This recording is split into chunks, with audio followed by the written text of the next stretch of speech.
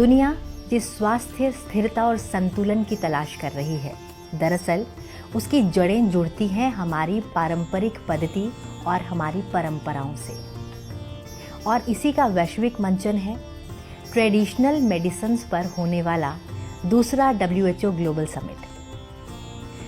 ये समिट बहुत खास इसलिए है क्योंकि इसमें प्रधानमंत्री नरेंद्र मोदी के साथ WHO के DG डॉक्टर टेड्रोस भी शामिल होंगे। और भारत के परिप्रेक्ष्य में ये खास इसलिए है क्योंकि भारत हमेशा से हॉलिस्टिक हीलिंग की बात करता आया है। ये वही धरती है जिसने पूरी दुनिया को आयुर्वेद, योग, यूनानी, सिद्ध का ज्ञान दिया है। इसी विषय पर आज हम बात करेंगे उनसे जो इस पारंपरिक पद्धति को जन जन तक पहुंचाने में अग्रणी भूमिका निभा रहे हैं। केंद्रीय आयुष मंत्री प्रताप राव जाधव जी। नमस्कार सर, बहुत बहुत स्वागत है आपका संसद टीवी पर। धन्यवाद। सर, संसद टीवी पर सबसे पहले तो मैं यही जानना चाहूंगी कि बहुत बड़ा समिट होने वाला है, ये दूसरा WHO ग्लोबल समिट है और ट्रेडिशनल मेडिसिन पर यह आधारित है। कितना महत्वपूर्ण और भारत के परिप्रेक्ष्य में इसकी क्या इम्पोर्टेंस? यह हमारे लिए अत्यंत गौरव का विषय है कि 2023 में गुजरात में पहली समिट सफलता के बाद दूसरी बार भारत को यह जिम्मेदारी मिलना दुनिया का भारत पर जो विश्वास है वो विश्वास को दर्शाता है। यह समिट पारंपरिक चिकित्सा को मुख्य धारा में लाने के लिए वैश्विक प्रयासों में से एक है और ये महत्वपूर्ण एक मील का पत्थर भी है। जैसा कि हमारे ग्रंथों में लिखा है और हम ही बोलते हैं कि सर्वे भवन्तु सुखिनः सर्वे सन्तु निरामय। ये हमारे भावना के अनुरूप ये समिट होने जा रहा है। बिल्कुल सर, ये जो ग्लोबल समिट है इसकी थीम क्या है और किस तरीके से ये थीम जो है उसको इस बार रखा गया है? ये देखिए, सभी जो थीम हम चूजते हैं तो वो अर्थपूर्ण होती है। कि जैसे कि हमने ये बार की जो थीम हमने चुनी है वो restoring balance, the science and practice of health and well being. इसका मतलब है कि आज दुनिया संतुलित, रोकथाम आधारित और व्यक्ति केंद्रित स्वास्थ्य मॉडल की ओर देख रही है और पारंपरिक चिकित्सा को शरीर, प्रकृति और समाज के बीच सामंजस्य पर आधारित भी देख रही है। तो ये थीम इसी विचार से आगे बढ़ाती है। सर, लगभग कितने देशों की भागीदारी इसमें रहेगी अगर हम स्पेसिफिकली इस दूसरे WHO ग्लोबल समिट की बात करें तो? देखो, ये बारी से इसका प्रचार प्रसार भी अच्छा हुआ। लगभग 110 कंट्री के प्रतिनिधि इसमें शामिल होने जाने वाले हैं और लगभग 20 कंट्री के स्वास्थ्य मंत्री भी इसमें शामिल होने जाने वाले हैं। और उसके बाद में नीति निर्माता, वैश्विक स्वास्थ्य विशेषज्ञ, वैज्ञानिक शोधकर्ता, उद्योग जगत के पारंपरिक चिकित्सा के प्रैक्टिशनर भी इसमें शामिल होने वाले हैं। तो वास्तव में एक वैश्विक मंच ये बनने जा रहा है। बिल्कुल सर, वर्ष 2023 में भारत ने पूरे विश्व को एक मंत्र दिया, वसुधैव कुटुंबकम का। ये वही साल था जब हमने G20 प्रेसिडेंसी भी हमने अध्यक्षता की थी। लेकिन साथ ही साथ ये वर्ष इसलिए भी खास था क्योंकि गांधीनगर गुजरात में हमने पहला ये WHO ग्लोबल समिट किया था। तो अगर मैं अब बात करूं लगभग 2 साल के बाद जब ये दूसरा ग्लोबल समिट होने वाला है, तो पहले समिट के क्या वो टेक अवेज थे, क्या हमने वहां से सीखा जो हम आगे लेकर जा रहे हैं? 2023 में जो WHO के साथ में हमारी ट्रेडिशनल समिट में जी गुजरात को डिक्लेरेशन ऑडिट किया गया है। जी, गुजरात डिक्लेरेशन। हाँ जी। और इस डिक्लेरेशन में इंडिजिनस नॉलेज, बायोडाइवर्सिटी और ट्रेडिशनल मेडिसिन के लिए एक ग्लोबल कमिटमेंट को भी उसमें दोहराया गया था।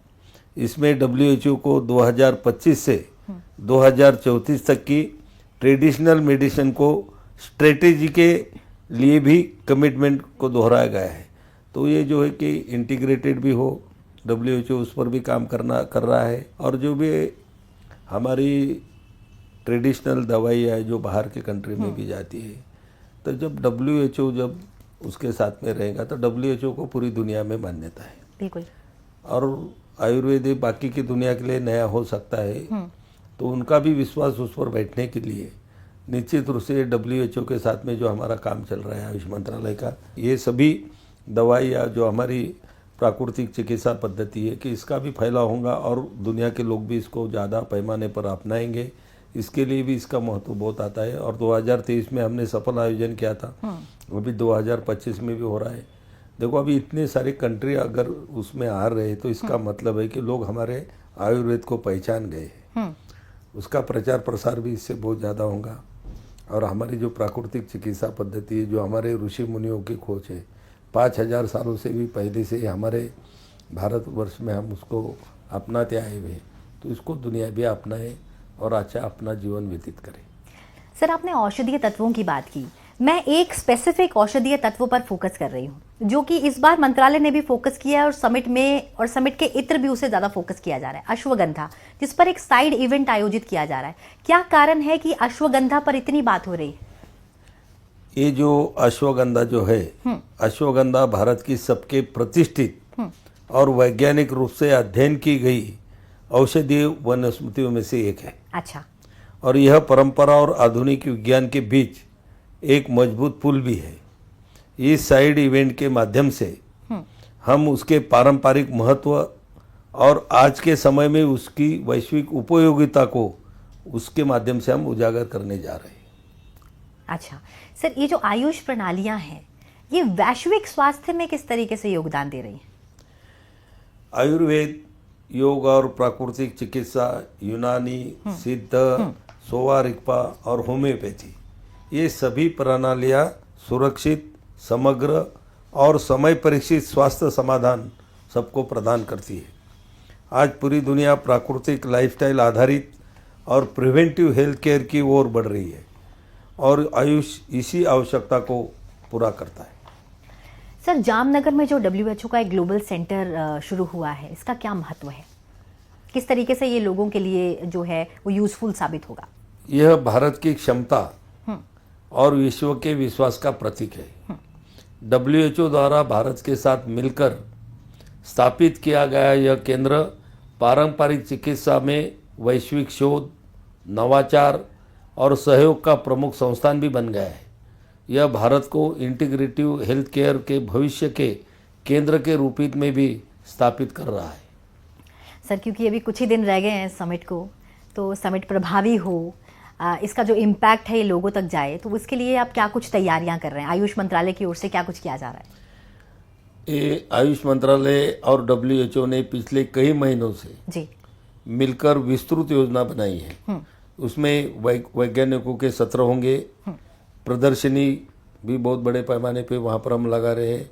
अनुभव क्षेत्रों से लेकर सांस्कृतिक तत्वों तक यह पहलू इस तरह तैयार किया गया है कि देशों के बीच सार्थक संवाद हो और ठोस विश्वास भी सहयोग के साथ उभर कर आए। बिल्कुल सर, निश्चित रूप से कार्यक्रम तो सफल होगा, लेकिन इसमें मीडिया की क्या भूमिका रहेगी? मीडिया जो है हमारी सबसे बड़ी साझेदारी है जी। आपकी सकारात्मक और सटीक जानकारी लोगों में जागरूकता पैदा करती है और बढ़ाती भी है, विश्वास पैदा करती है और पारंपरिक चिकित्सा को नए लोगों तक पहुंचाती भी है। मैं मीडिया के निरंतर सहयोग के लिए उनका आभार भी व्यक्त करता हूं। ये देखिए कि ये जो समिट इतनी बड़ी होने जा रही है कि इसका जो इनॉग्रेशन हो रहा है तो हमारे देश के स्वास्थ्य मंत्री आदरणीय नड्डा जी के हाथों से कर कमलों द्वारा हो रहा है। और इस समिट में जैसे कि WHO के जो चेयरमैन है डॉक्टर ट्रेडो, वो भी आ रहे हैं और इसके समापन कार्यक्रम में हमारे देश के यशस्वी प्रधानमंत्री आदरणीय नरेंद्र मोदी जी के उपस्थिति में उसका समापन होने जा रहा है। तो इसीलिए निश्चित रूप से ये बहुत महत्वपूर्ण ग्लोबल समिट है और इसका दुनिया पे लोगों पे भी बहुत सारा दूर तक इसका प्रचार प्रसार भी होगा और असर भी होगा। सर, हम जब ट्रेडिशनल मेडिसिन्स की बात करते हैं, खास तौर पर जब भारत में ट्रेडिशनल मेडिसिन्स की बात होती है और हम पूरे ग्लोबल परिप्रेक्ष्य में ये बात करते हैं, तो क्या ये हमारा एक नया विजन हो सकता है पूरे विश्व को एक साथ जोड़ने का, एक पद्धति के साथ जोड़ने का, बिल्कुल उसी तरह जैसे हमने पूरी दुनिया को योग के साथ जोड़ा? ये देखिए, आपने देखा होगा कि हमारे प्रधानमंत्री ने योग को प्रमोट किया जी। तब तो बाहर के देशों में ज़्यादा लोग योग को जानते नहीं थे। योग का महत्व दुनिया को उन्होंने बता दिया और जागतिक योग दिन भी उन्होंने 21 जून 2015 से मनाना पूरी दुनिया में शुरू हुआ जी। और आज वो देखिए कि 180 कंट्री से ज़्यादा कंट्री में ये जागतिक योग दिन बहुत धूमधाम से बहुत बड़े पैमाने पर मनाया जाता है। क्योंकि अब दुनिया को भी पता चला है कि हमारे योग ये प्रिवेंटिव भी है और क्यूरेटिव भी है। अब लोग इसका महत्व जानने लगे हैं और इसका प्रचार हमारे देश में तो है, पहले से ही था, वो भी बढ़ रहा है और बाकी के कंट्री भी उसको अपना रहे। और ऐसी हमारी ट्रेडिशनल जो दवाएं हैं तो निश्चित रूप से एक दिन ऐसा आएगा कि पूरी दुनिया में ये हमारी ट्रेडिशनल दवाइयाँ छा जाएंगी और इसके माध्यम से सर्वे भवन्तु सुखिनः जैसा हम बोलते हैं कि पूरी दुनिया को स्वस्थ रखने के लिए हमारी ये ट्रेडिशनल जो हमारी दवाइयाँ है, हमारी उपचार पद्धतियाँ है, इसे दुनिया अपनाएंगी और स्वस्थ रहेंगी। सर, अभी एआई का समय है, एआई और टेक्नोलॉजी का। ऐसे में ये जो हमारी प्राचीन पद्धति है, हमारी जो ये मेडिसिन्स हैं जो बहुत ट्रेडिशनल हैं, क्या उनकी पहुंच लोगों तक पहुंचे? उसके लिए क्या एआई कोई प्रभावी रोल अदा कर सकता है कि वो लोगों को उसकी जानकारी दे सटीक तरीके से? हमने देखो, हमारे आयुष मंत्रालय ने भी एआई टेक्नोलॉजी के माध्यम से हमारा काम और स्कीम हम वहाँ पर भी बना रहे जी। क्योंकि जो आने वाली जो नई पीढ़ियाँ है वो तो हमारे जो सोशल मीडिया हो, इलेक्ट्रॉनिक मीडिया हो या ये जो इंटरनेट के इसके माध्यम से ही ज़्यादा वो लोग अपना काम करते हैं।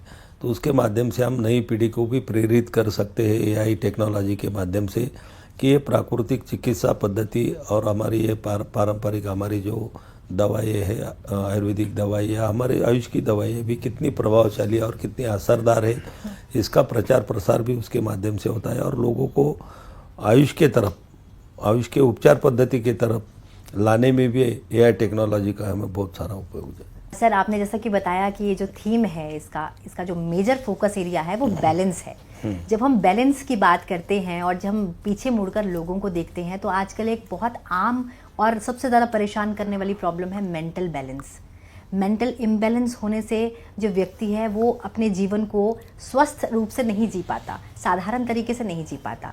हम कहते हैं योग आयुर्वेद में उपचार है। क्या आपको लगता है कि ये जो पद्धति है ये एक आम जनजीवन तक पहुंचकर लोगों में एक बदलाव ला सकती है ताकि वो जो ये जो प्रॉब्लम है जिससे वो जूझ रहे हैं इससे वो निपट सकें? इसका मूल कारण जब हम देखते हैं तो हमारे खान पान में हुआ बदल, हमारी दिनचर्या में होने वाला बदल, तो हमने इसीलिए योग को प्रमोट किया कि योग को अपने जीवन का हिस्सा बनाए जी।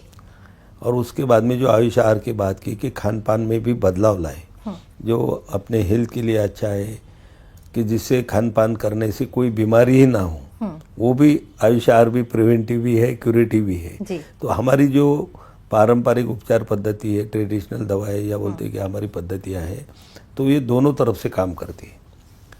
कोई बीमारी ना हो इसके लिए भी ये काम करती है, अगर किसी को बीमारी हो जाती है तो उसको दुरुस्त करने के लिए भी इसको हम अपना सकते हैं। तो निश्चित रूप से इसका महत्व लोगों में आने लगा है और लोग भी अभी अपना हेल्दी जीवन जीने के लिए आयुष की सभी प्रणालियों को अपनाने में अभी आगे आ रहे हैं। सर, एक कोरोना का दौर था जब हम लोग सब अपने घरों में कैद हो गए। शायद उस बीमारी को कोई समझ नहीं सकता था। ये वो महामारी थी जिसका उपचार क्या होगा ये लोग नहीं जानते थे। लेकिन ऐसे में आयुष काढ़ा या आयुर्वेद को अपनाने वाले लोगों ने बहुत जल्दी उससे निपटारा पाया, उस बीमारी से जो लोग जूझ रहे थे उससे भी पाया। लेकिन आजकल अगर हम देखते हैं, बेशक कोरोना चला गया लेकिन लाइफस्टाइल इतने इश्यूज हैं लोगों में कि हर रोज़ कोई ना कोई बीमारी जो है वो हमारे जीवन में प्रवेश कर जाती है। ऐसे में हम हेल्थ की तरफ एक कदम बढ़ाएं, होलिस्टिक हीलिंग की तरफ एक कदम बढ़ाएं, आयुर्वेद की तरफ कदम बढ़ाएं, उसके लिए आयुष मंत्री होने के नाते आपका लोगों को क्या संदेश रहेगा? मुझे सभी लोगों से यही संदेश रहेगा कि देखो, जब कोरोना की महामारी आई तो हमारे सभी लोगों के समझ के परे थी जी। उस पर क्या दवा होनी चाहिए, कौन सी दवा उस पर असर करेंगी, दुरुस्त करेंगे, ये भी किसी को पता नहीं चला था। और लॉकडाउन लगने से सब लोग अपने घर में कैद थे और तब सबसे सामने एक ही आ गया कि अगर इससे बचना है तो हम हमारी इम्यूनिटी बढ़ाना चाहिए। जब दूसरी कोई दवा भी मार्केट में उसके लिए नहीं थी, तब लोगों ने आयुर्वेदिक पद्धति से काढ़े हो या आयुर्वेदिक पद्धति से अपना जीवन व्यतीत, बहुत सारे लोग घर में उस टाइम में समय था योगा भी करते थे और सभी आयुष की पद्धति से ही उस पर हमने बहुत जल्दी कंट्रोल पाया। नहीं तो ऐसा दुनिया में अनुमान लगाया जाता कि भारत की इतनी बड़ी आबादी में ये बीमारी बहुत ही बड़े पैमाने पे कहर कर देंगी या बहुत सारे लोगों की जाने जाएंगी। निश्चित रूप से उसमें तो नुकसान हमारे देश का हुआ, लेकिन इतनी बड़ी आबादी होने के बावजूद इस पारंपरिक उपचार पद्धतियों से, काढ़े से, इसे हमने कोरोना पर जल्दी कंट्रोल कर लिया। बिल्कुल सर, वापस आ रही हूँ ग्लोबल समिट पर। दूसरा ग्लोबल समिट जो 17 तारीख से शुरू होगा, दिल्ली में इस बार हो रहा है। पहली बार गांधीनगर गुजरात में हुआ था।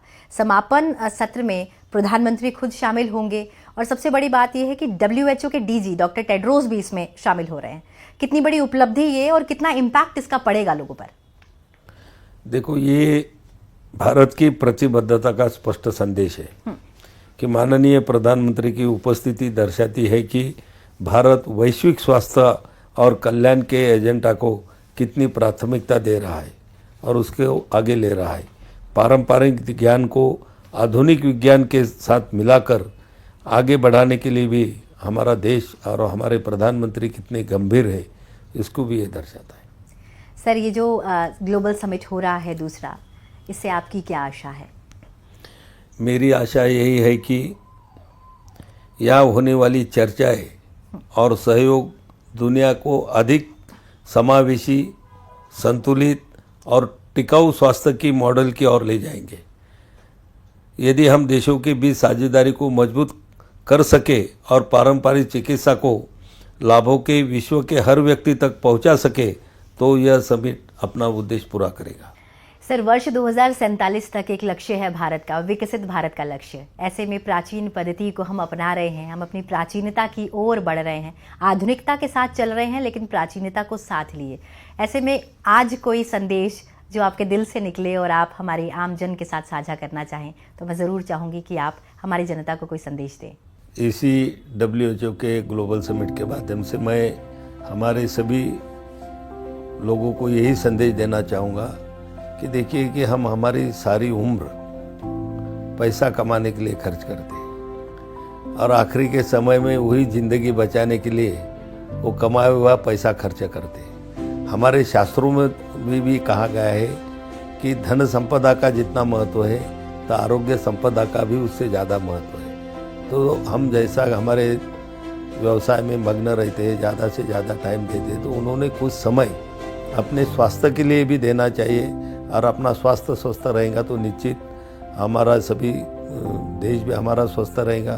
और जो हमारे प्रधानमंत्री का सपना है कि 2047 तक हमको विकसित बनना है, तो स्वस्थ जनता, स्वस्थ राष्ट्र ही उसको जल्दी से जल्दी विकसित होने में ये सभी लोगों का योगदान उसमें काम आएगा। तो सभी लोगों ने हमारी आयुष प्रणालियाँ को अपने जीवन का अंग बनाना चाहिए। इतना ही संदेश मैं लोगों को दूँगा। बहुत बहुत धन्यवाद सर, हमें इतना समय देने के लिए और हमें ये बताने के लिए कि ये जो पद्धति हमें हमारी प्राचीनता से मिलती है, हमारी परंपराओं से मिलती है। यदि हम निश्चित रूप से इसे अपनाएंगे तो हम स्वास्थ्य लाभ भी पाएंगे और हमें, मुझे लगता है कि हम बीमारियों से बहुत दूर हो जाएंगे। बहुत बहुत धन्यवाद सर, हमें इतना समय देने के लिए, सनसेट टीवी को इतना समय देने के लिए। शुभम कुरुत्वम कल्याणम आरोग्यम धन संपदा। आरोग्य सबसे बड़ी दौलत है। यदि आप रोग से मुक्त हैं तो समझ लीजिए कि आपके पास दुनिया की सबसे बड़ी दौलत है। इसी बात के साथ कि अपने जीवन में स्वास्थ्य की ओर कदम बढ़ाएं, आयुर्वेद को अपनाएं, योग को अपनाएं और अपनी प्राचीन पद्धति को अपनाएं। मुझे यानी कि दीक्षा कोहली को दीजिए इजाजत। बने रहिए सनसेट टीवी के साथ। नमस्कार।